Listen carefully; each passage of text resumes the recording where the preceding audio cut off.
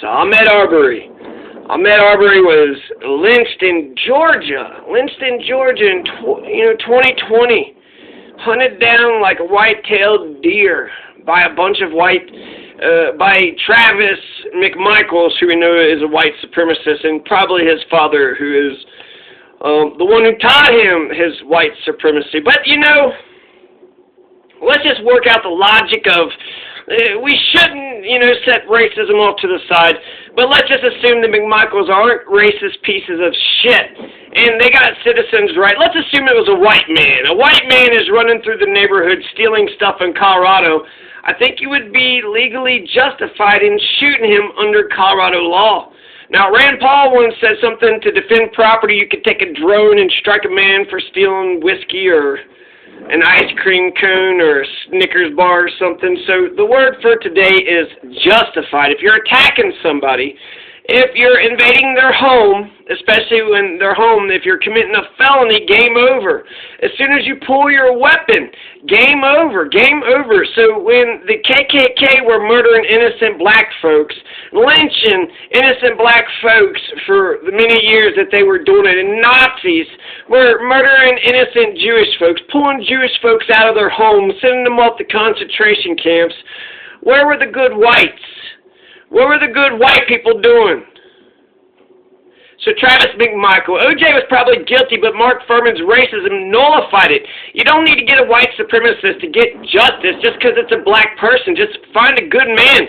Be a righteous cop, or just buck up and get it yourself, reaching out for a criminal to get you justice. You'd be better off arresting that criminal instead. On Ahmaud Arbery, in order to find the McMichaels not guilty, you've got to find Ahmaud Arbery guilty. Or vice versa. If Ahmaud Arbery is innocent, then the McMichaels are guilty as fuck. You must prove your case beyond a reasonable doubt. That's the burden of proof which needs to be met beyond a reasonable doubt. So Ahmaud Arbery. Was Ahmaud Arbery a burglar? Was he a burglar? Did he steal stuff? Every time Ahmaud Arbery walked away from that partially constructed house, he walked away empty-handed. Every single time. The owner didn't say that there was things that was taken out of it. He didn't suspect that he took this thing or that thing. He said, in fact, that he thought that he came in to get a drink of water. So he came in to get a drink of water. He was curious, just wanted to pay, But a burglar? The McMichaels killed a trespasser. That's all they killed was a trespasser. Now, some people might say felony versus misdemeanor. Big shit, you shoot. Small shit, you do something else, right? You shouldn't shoot a person for jaywalking, right? Oh, they don't have a seatbelt. That's not something that a person needs to die over. Calling a cop a fascist. What was that? The poor old Chaplinsky. How about taxing them to do the damn jobs? Is that something, how about for trespassing? Is that something to get shot over? Oh, what happened? That guy was on my lawn. Is that good enough? Is that good enough? I mean, if you assume criminal intent. So, let's assume the toughest legal prosecutorial stance that we possibly can. Here in Colorado, we have Article 2, Section 13, which says we have a right to own a gun, an individual right to own a gun to protect our house, so castle law to protect our person, stand your ground, and to protect our property. So if we're going to assume the toughest legal prosecutorial stance out there, we have a right to property, including other people's property. So we have a right to property, other people have a right to property. We have a right to defend other people's property, right? Even with that stance, I still think Ahmaud Arbery is innocent. In civil court, you must prove a preponderance of the evidence to prove the case. The criminal standard is beyond a reasonable doubt. Is that even possible? I must know beyond a reasonable doubt. There is videotape. Well, I still have doubt. Maybe it was doctored, right? Is that even possible? But that just means you need a shit ton. Absolute. You need to know that that's the motherfucker. He did it. He did it. No questions, no ifs, ands, or buts. And then there's a level in between beyond a reasonable doubt and the preponderance of the evidence. It's called clear and convincing. So, how guilty is Ahmaud Arbery? Is he guilty beyond a reasonable doubt? Is he guilty? Is he clear and convincingly guilty? Is he guilty? Does the preponderance of the evidence suggest that he is guilty? So, can you prove that he, beyond a reasonable doubt? I don't think you can. A preponderance of the evidence, we could think about it for a second. So, can you prove a preponderance of the evidence? So, look at Ahmaud Arbery running through the neighborhood. Could he just be, dining, dashing, or whatever, just snagging and dashing? I think it's a possibility, right? So, is it, let's see, the preponderance of the evidence. You don't have the stolen goods. You don't have a video camera. The owner says that he took water, didn't steal nothing. So, okay, he trespassed. There was no breaking. He entered, right? So entering, trespass on the land, trespass in the house. And I think that's all you got. That's all you got. So preponderance of the evidence, he goes into the house 4 different times, right? He goes into the house at nighttime. One time he goes in there at night, and you're like, what the hell is he doing there? And then 3 minutes, the day that he dies, he was in that house for 3 minutes. And I'm not for sure really what he was doing. He, takes off running right after the 3 minutes. He just, books it. Just, they said he was hauling ass. So he did, get his jets on. But I think it's possible that he could have been fucking with them. I think it's also possible just getting a drink, just jogging, just all completely very innocent, right? All those are possibilities.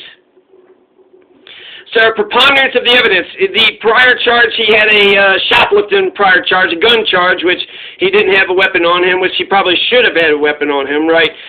But he stole before, so could he steal again? The evidence, you have to go with what the evidence says, and you can't ask him, you can't cross-examine him, you can only go with what the evidence that we have right now. So does the preponderance of the evidence say that he's a burglar? I don't know. I think you could probably go one way or another when it comes to the preponderance of the evidence. Now, is it clear and convincing? No. And is it beyond a reasonable doubt? Absolutely not. Absolutely not. You need a shitload of evidence, and there's just gaping holes. There's gaping holes. What evidence is there that Ahmaud Arbery stole anything at all? He didn't take a screwdriver, water, right? So he took a cup of water. So what's that? Maybe a quarter or whatever. He owes, the man $1. And he's got a right to water. I don't know, right to his water, private, on his own land and stuff. And he was trespassing, so, he probably should be fined $100 or something for trespassing. It's been 10 months. This happened in February, so this is 10 months after the fact. You're not going to find, unless the owner somehow says, oh no, he changes his testimony or some other owner had surveillance. But I feel like 10 months after the fact, if it hasn't been unearthed by now, they got nothing. They got nothing on Ahmaud Arbery. A preponderance of the evidence, maybe. But what do we know for sure beyond a reasonable doubt? He was trespassing. And that's a petty offense. It's just a misdemeanor. And we also know that he got murdered. They hunted him down like a deer, right? And when they did that, were they ready to arrest, or were they ready to fight? Were they only ready to kill? Were they ready, to arrest the person? I believe with vigilante justice, you might have to shoot, but you try to arrest them, and you can't use excessive force, so you have to arrest the person and then call the police. So what the McMichaels did to Ahmaud Arbery, it was excessive force, cruel and unusual. Jesus Christ, for trespassing, you killed the motherfucker. That's cruel, and that's very unusual. That's way excessive force. That's overly excessive force. And you took his life. You took his life. That goes against Ahmaud's Fourth Amendment, rights. And I believe that he could have just been fucked with them. They were watching him closely. He's looking around. I mean, he couldn't see the security camera. Was it hidden or what was up with that? But the owner, all he said that he went in to get some water. And that's it. He just went in to get some water. The owner said he took nothing. So what we know for sure, beyond a reasonable doubt, is that he was only trespassing. And that's what we know now. That's what we know now. If it could be found out that he was a burglar, that helps the McMichaels case. But let's get into the mindset of the McMichaels at the time. What could the McMichaels have done to have made their case better? They could have asked, a couple questions. They could have, gone for arrest. They could have fought the guy, right? Could have fought him and then, tried to confine him and then ask questions.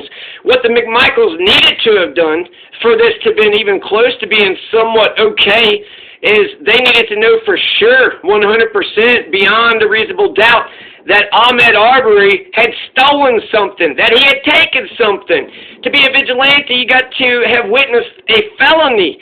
And this is a misdemeanor that they didn't even witness. They don't even know if it happened or not. They need to ask more questions. They need to have more due diligence instead of going straight off with black man running and went out of the house, A plus B equals, you know, frog or whatever. So the owner said he took nothing. He was only trespassing. And the neighbors were staring at him, so he decided to fuck with them. Who knows? Who knows why he did it? I think it's a possibility he could have been doing any one of those things. And so if a criminal breaks into your house, that's an invasion, right? If a criminal breaks into your house. Now, go to Colorado law. Colorado law, Article 2, Section 13 says we have a right to individually own a gun in order to defend our property, our house, and our person. So if we're in our own house, yeah, we can use, you know, we can defend ourselves. If a criminal intends to commit a crime on your property, arson, rape, stealing, violence, you know, any felony, any big crime, yeah. In Colorado, right, you have a right to defend your property. In addition, you know, your house and your person and your property. So you've got castle law, you got stand your ground, and you have the right of property. So property. Now, it's my property, right, but other people's property, maybe there's some wiggle room there, but definitely your own property. Somebody wants to come up on my property and take, you know, a tiny little thing, I have a right to defend my property. I have a right. So in Colorado, we've got an individual right for those three reasons, right, house, property, and person. But we also, in Colorado, have an individual right to a gun in order to join a sheriff's posse. So if the sheriff wants to deputize you, then, you know, now you can use your damn gun for something. So you don't want to shoot anybody, right? Nobody wants to shoot anybody. Jehovah's Witness, right? Somebody could be coming up to your property to talk about God and whatever, or a petition. We got a right to petition, the First Amendment. That's an American and a democracy, right? We're the government. You have a right to petition the government. So there's got to be criminal intent. So you can't just shoot a person for the hell of it for any reason. And just trespassing, are they marching towards you aggressively? Do they have a mean face? Have you recognized the person before? You got to know for sure that there is criminal intent. They're up on your property because they got lost, because they are chasing a cat, because, you know, Jehovah's Witness, they have a petition, they want to get, you know, some health care. Now, it would be, you know, this is the worst thing in the world to shoot an innocent. That would be the worst thing in the world. If you shoot an innocent, then you're the criminal, not the deceased. You're the bad guy. So you got to make, you know, 100% sure. Do you have a right to defend other people's property? I think you probably do in Colorado. Now, even with this Ahmaud Arbery case, I still believe in citizens' rights. I still believe in castle law and stand your ground. That's, you know, embedded in Colorado's Constitution. But for citizens' rights, vigilante justice, you got to witness the damn felony. You got to witness it or know the person who did witness it 100%. Trespassing isn't a felony. That's all that was witnessed. Also, you arrest and then you detain. Then you wait for the police to pick them up. That's how it's supposed to work. So, you know, we're going to go back to the Wild West. Okay, so the Wild West, you can't shoot nobody in the back, right? If you shoot somebody in the back, you can't shoot an unarmed person. That's vigilante justice, too. If you shoot an unarmed person or shoot someone in the back, then that's suspicious as fuck. You're going to chase somebody down and murder and take their life because they, you know, wandered up onto property, which a lot of people did. Dozens of people did that, and they didn't get murdered. So Ahmaud Arbery had every reason in the world, in fact, to defend himself, to give vigilante justice on them. He had every justification to stand his ground. He had a right to stand his ground and to citizens arrest them. Even the military have to listen to rules of engagement. You go out to Iraq or Afghanistan, you can't just shoot anybody and everybody you want to just because you saw them run by in the neighborhood. Hey, I saw a person running. Why'd you shoot them? Because they were running? That was the only reason? You're allowed to go jogging in America. You're allowed to go for a run in America. So, if the military, they have to be, you know, shot at before they could shoot. And the McMichaels weren't being shot at. They fail on every level. Travis and, you know, Gregory McMichael, their genetics are clearly, you know, their genetics failed them too. But this case, they weren't deputized. They didn't know for sure a burglary had been committed. Even today, we don't know. So if you go back to that point, they didn't fucking know. The McMichaels didn't know if there was a crime or not. They assumed there was and made an ass out of them and anybody that supported them. Trespassing is a misdemeanor. They weren't prepared to make an arrest. They weren't prepared to call the cops and have them picking up. They were prepared to just be the judge, jury, executioner. They were prepared to kill. This is just like the Trayvon Martin case. They were prepared to kill. This is a lynching. This is evil, wicked, racist, white supremacist pieces of shit. Got too scared and got too jumpy, and then they fucked up. So the only thing that stops a bad guy with the gun is a good guy with the gun. I'm not for sure where the good whites were when the KKK were murdering innocent black folks. When those lynchings happened, 3,000 black folks were lynched in America. Nazis killed millions of Jewish folks, pulled them out of their homes. And the good whites, they watched the Nazis pull the Jews out of their homes and said and did nothing. The whites in the Deep South saw the KKK and either shut their mouth or participated. Even worse, they participated. It was a dictatorship, a white supremacist dictatorship. It was the entire society of whites were a part of this. It was a big thing, right, to have a lynching. It was a barbecue, and they had, like, festivities and parades, and they were sick about this shit. So where were the good whites when all that shit was going down? Where were the good whites at? What were the good whites doing? The only thing that stops a KKK Nazi with a gun is a good guy with a gun. The only thing that stops a bad guy with a gun is a good guy with a gun. Injustice anywhere is a threat to justice everywhere. That's just logical. The golden rule is logical too. The golden rule is wonderfully, incredibly logical. So, did he burglarize that house?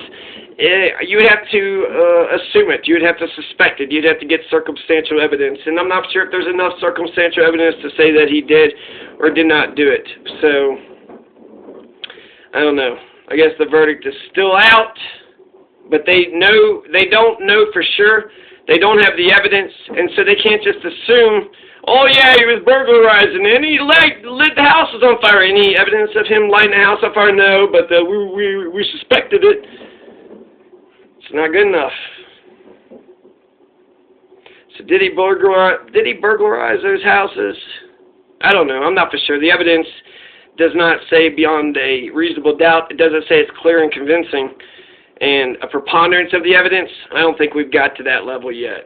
So yeah, justice for Ahmaud. Peace.